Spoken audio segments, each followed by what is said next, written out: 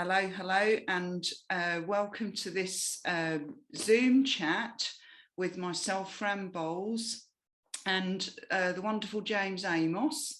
Now, James and I met through the balance procedure, which is not what we're talking about today, but we are fellow trainers. And but James Amos, as well as being a trainer, he's also an astrologer. Now, James this morning is going to talk about some interesting astrology that's coming up at the end of this month. And my limited knowledge of this is literally, I know it's called a stellium, and it's where 3 planets are lining up in the zodiac sign of Taurus. And this is coming up at the end of July, beginning of August. And James will correct me if I've got that slightly off, but I think I've hit the mark there. James is going to give us a bit of information of what it is and well, all about it really. So I'll hand it over to you, James, if that's okay. Yeah, thank you, Fran. That was a lovely introduction, and you have got it on the mark. It is the beginning of August when it happens. I'll explain a little bit. A lot of people won't know what a stellium is or even a transit. A lot of people know what their star sign is or sun sign, but they've probably never had a chart done. So when if you imagine an astrology chart like a clock face, you'll have an ascending sign at position 9 on your chart wheel. So everybody's got an ascendant as well as a sun sign and the moon sign, and on there is the rest of the planets, including the moon's north and south nodes, and that is your astrology wheel.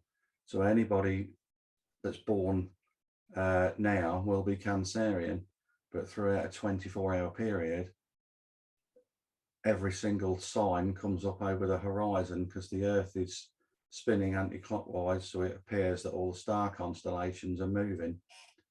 And so anybody born today will all be Cancerian, even if they're born in the same place. They could all have a different ascending sign, and therefore it would put the sign of Cancer, their sun sign, in a different place in the chart. Therefore, they would be completely different people, even though you could have, in 20 years later, you could have those 10 people in a room, and they would all be different people, even though they're all Cancerian sun signs. Yeah, from the time that you're born, the planets carry on moving, or in astrology we use the word transiting, because transit means movement. And from the second you're born, those planets carry on moving. And then when the bigger planets hit your planets in the chart, they can trigger things in your life. And that's why, depending on your ascending sign, it'll put the planets in a different place. So that's why those transits they'll hit the same planets for all the sun signs, but it'll be in different positions and at different ages for different people. Now,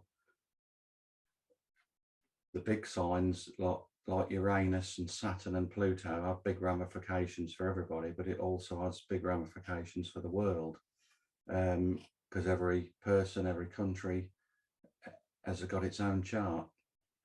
And come the end of July, we've got Uranus, which is already in Taurus. It's been there a couple of years, probably 4 years now. And that when you combine the two, the planet of Uranus is all about change. It demands change, and it rules technology, and the unusual and the sudden. So wherever there's sudden happenings in the world, there's usually Uranus is involved.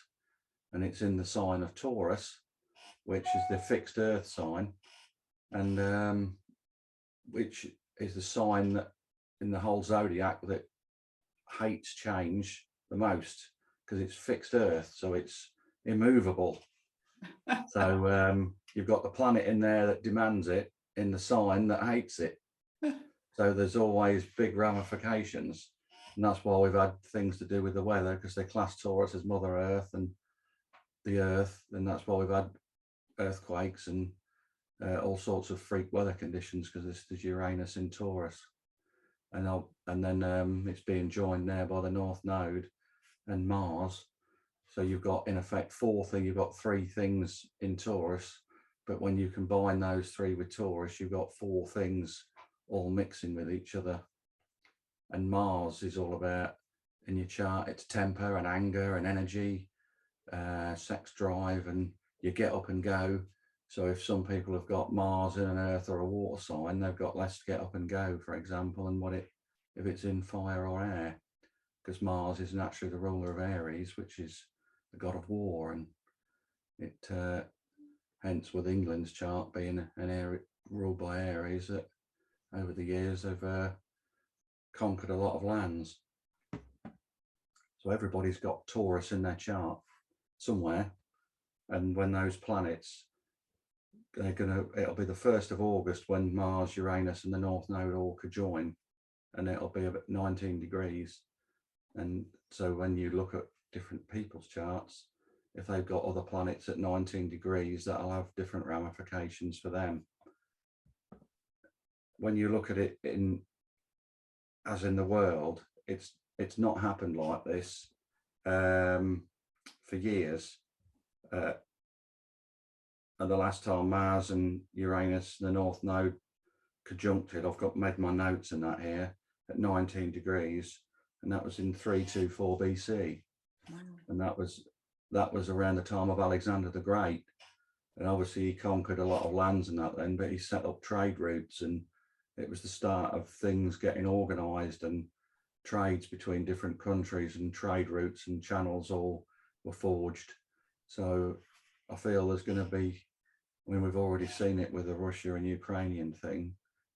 I think there's going to be big changes with the way the world is, the way the people are. A lot of people want change. They're not happy with the way things are. And I think that there's going to be, it's going to carry on. Mars will move away as August goes on, but Uranus and the North Node will be, in effect, jousting with each other for a good few months. It will carry on till Christmas and beyond.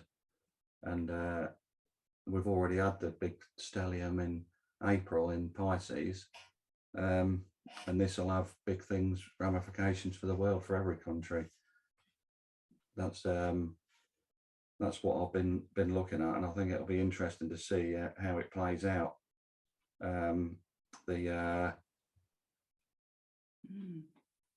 Mars is associated because it's like anger and temper, so it's you've got all kinds of challenging things like riots and chaos and destruction.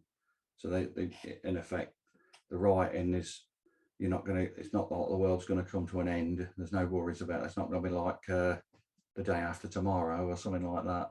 But you've got even strikes and that now with the rail strikes and things. There's a lot of people aren't happy with how things are. There's also the various ways to explore the meanings of it, because everybody can see things differently. You can, for example, watch a football match, and you could have 3 blokes watching a football game, and they would all pick a different man of the match because they view the game differently. Yet they've all watched the same game from the same place in the stadium, but everybody's got different ways of looking at things. You've got the North Node in there, which is in some people's charts is your spiritual life.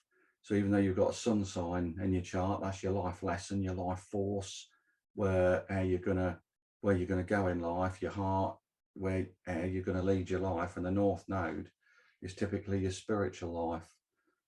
And so the North Node is always, wherever it goes, there's a need for expansion. And obviously in Taurus, which is fixed, and it's naturally ruled by Venus. So when you pull them all together, you're going to get unexpected, sort of volatile shifts, really, centered on people's appetite for change and wanting more and difference.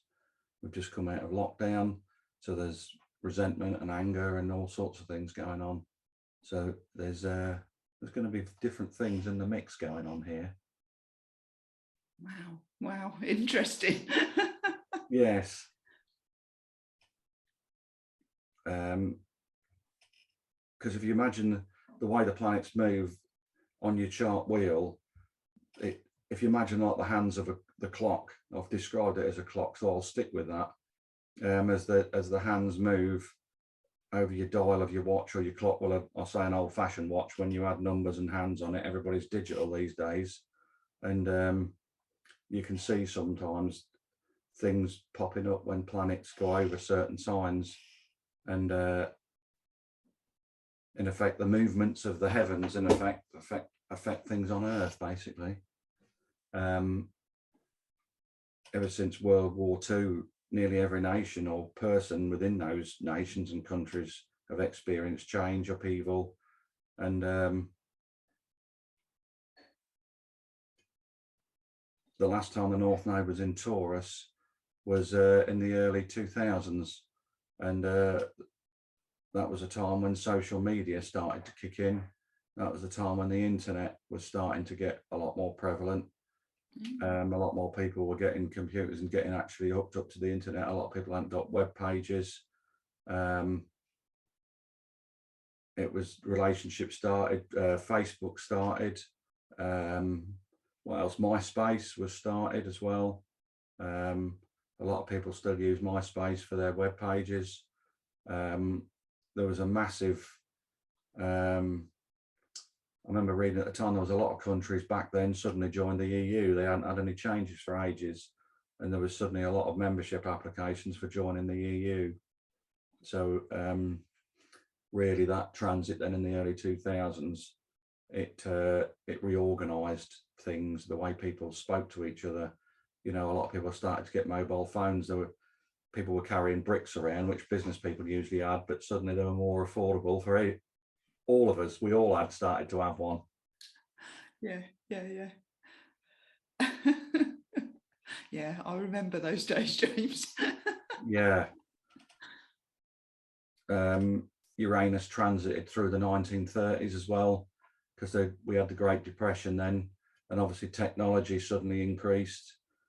Pluto was discovered then, so the last countries really to start to rearm and use that technology were the last countries at that time to come out of recession. And that obviously the Second World War, as we all know, it started and rearmed, and America came out a bit of superpower at the end of it.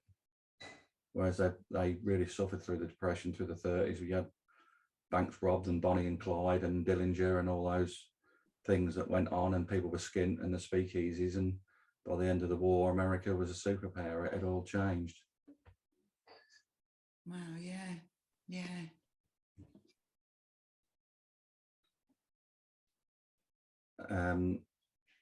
Like I say, that was 324 BC the last time it was like this. And obviously a lot of people have heard of Alexander the Great. He was a Macedonian king, and he really laid the foundations for that new era at that time. And I think there's going to be big foundations for a new era of things going on now. People get on about the Great Reset. I've heard that mentioned, and I think this is a big part of it for us to carry on forward. And we've just crossed the new age of air, and that was brought on by Jupiter trining Saturn, because Saturn is in Aquarius. Those Jupiter-Saturn conjunctions are going to take place in air signs until sort of 2100 and beyond, sort of 2150 really, and that's when it'll go into Scorpio and that then. The last age of air to probably refresh people's. So I enjoy history.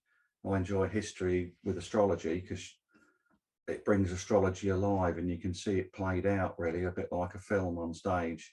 So that's why it's good to watch the politicians and Even we all know about Boris, what he's got going on with it. He's got that many good things in his chart. I'll probably feature that in another session, but he's almost untouchable. He's got that many good things going on. He might get damaged and bruised and beaten about the ring a bit, but he'll come through because he's got that many good things going on in his chart that's helping him.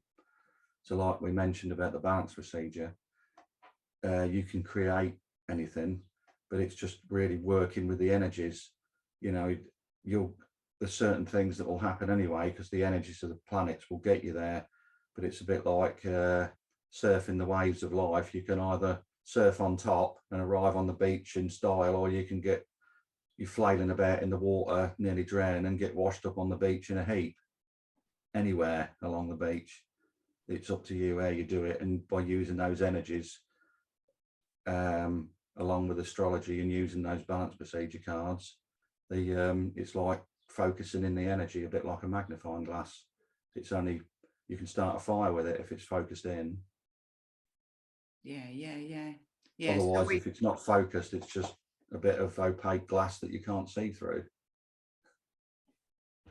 Yeah. So we can have some level of control of how we deal with our journey. Yes. You know, how we, you know, whether we choose to, you know, ride it comfortably or in a bumpy way. Yes, because they call the North Node, it's Rahu and Ketu. It features in Vedic astrology, which is Hindu astrology, and their whole astrology system is based on them. And we include it in our astrology as well. I find they're really important. I mean, in my view, you can go right into the planets, they hammer everything in, but you could give somebody a short reading really if you found out their birth time. That way then their ascendant can be picked, because their ascendant is mega important because that's what they physically look like. So you actually look like your ascendant. That's the way the world would see you, not how you see yourself inside, like with your sun sign. That's when people describe you, they go, no, that's not who I am at all, because they're seeing your sun sign, not your they're seeing your ascending sign rather than not seeing your sun sign. So when somebody says to me, I'll guess my sign, when you actually look at them physically, you'd more than likely have a better chance of guessing their ascendant than you would their sun. Yeah, of course, that makes sense. Yeah. So how does this, because we've looked at, I mean, and you've given us a really good overview and explanation of how this stellium impacts globally, or, you know, our outer. How does it affect us as individuals, James?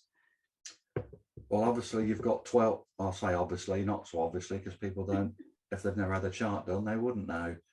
But everybody, obviously, and today I keep using that word obviously, but everybody today is Cancerian. So depending what sign comes on the ascendant, for example, say if they've got Aries for argument's sake on the ascendant, Aries naturally rules the first house anyway, because they always start Western astrology from the tropical side, and they do it with the equinoxes and stuff. So it always says that Aries naturally rules the first house, so it always starts there. And this is the difference between Vedic astrology and Western astrology. When they say that things aren't lined up properly, you'll see it come up in the newspapers or magazines every so often that it's all wrong, but it's just a different way of drawing up astrology charts and using it. I use Equal House because it's as good a way as any and better than most for general astrology. But there's all other forms of astrology that you can use for focusing in, for Aureus, for predictive astrology, which is called aura astrology. You use mundane astrology, which is looking at the world affairs, countries charts, because every country has got a chart. This thing we're seeing with Russia and Ukraine, it lines up with the American Constitution of Independence when that war started. So it showed in the Russian president's chart, Putin's chart, that he was going to have war, and I think he must have took some advice on when to start that, because it was started when certain planets lined up, and it goes along with it when the Constitution and that was signed. Wow. Wow. The similarities in that there. So everybody has got Taurus in their chart somewhere. So for example, if they've got Aries on the ascendant, therefore Cancer, the sun of Cancer would be in its own place, because Cancer is the fourth sign naturally, but Taurus would be in number 2, because you've got Aries and then Taurus. And if the chart was turned, for example, so you've got Cancer on the ascendant, therefore it would put Taurus round to further around the top of the chart. So it would do things to do with traveling and career, depending what degree your ascendant is, because your astrology wheel is 360 degrees. Therefore, you've got 12 signs and 12 houses, all equal.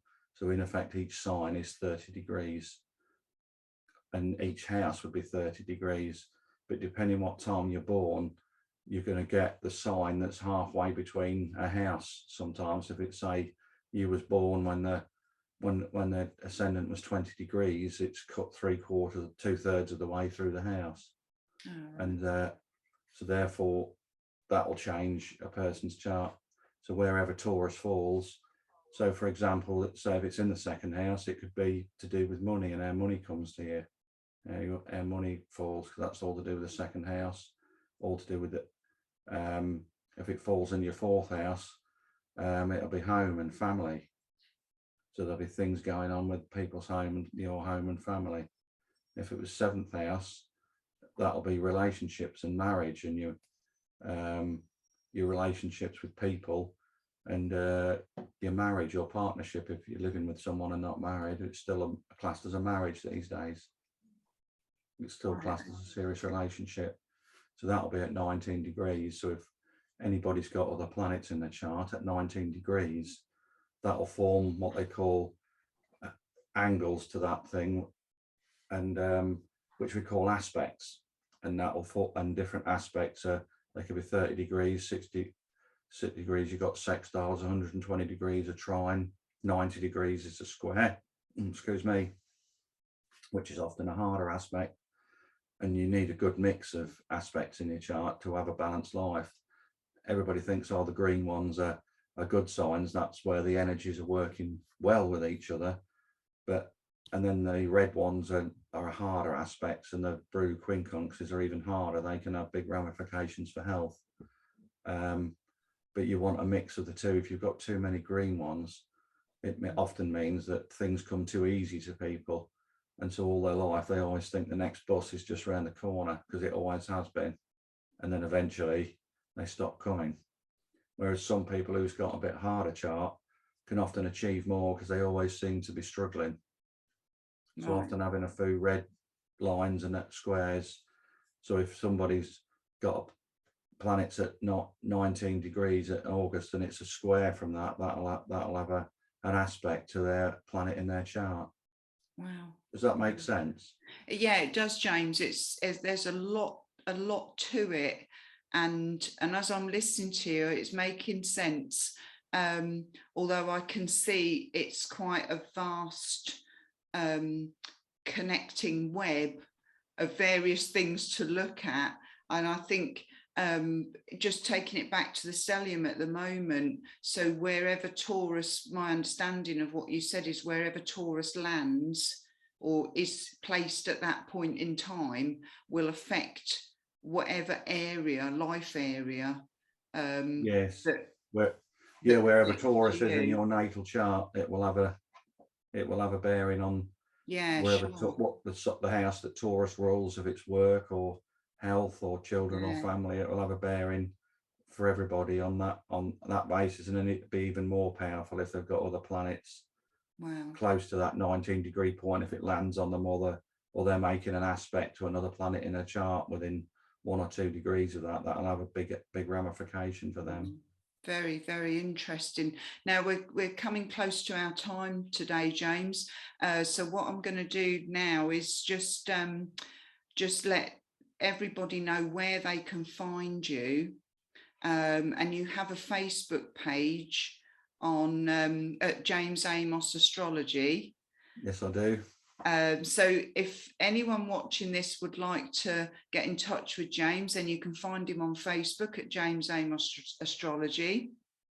You can also contact James and it's james32amos@btinternet.com. So if you're looking to get some more insights into your natal chart, your birth chart, or you want to know anything about the stellium, I'll just go through that again. So it's James Amos Astrology on Facebook. So you can find James's page there and send him a message. You can also email him at james32amos@btinternet.com. Wow, James, that's been really so much information you've shared this morning. I mean, my mind is going like, and I've got 1,000,001 questions that we don't have time to go through today. Maybe in the future and in the near future, we might set up a Q&A and yes, that'd be good. I could do that. Try and do a live Q&A where perhaps we can have a live audience and actually get some questions answered in the moment. Put James in the hot seat. And but that's been absolutely wonderful, James. Thank you so much. So this will be shared on James's social media.